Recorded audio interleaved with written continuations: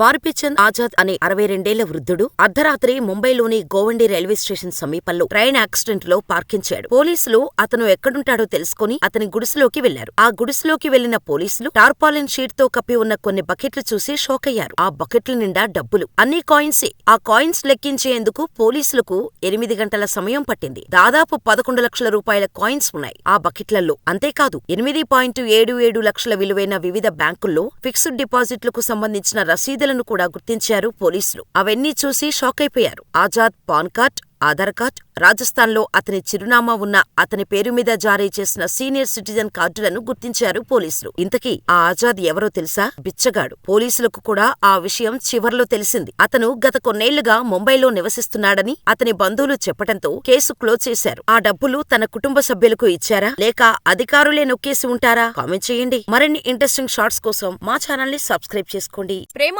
పెళ్లి, ఉద్యోగం, ఆరోగ్యం ఏ సమస్యలైనా కేవలం మీ ఫోటో మరియు చేయి చూసి ఉచితంగా జ్యోతిష్యం చెప్పబడును. ఈ కింది నంబర్ను సంప్రదించండి.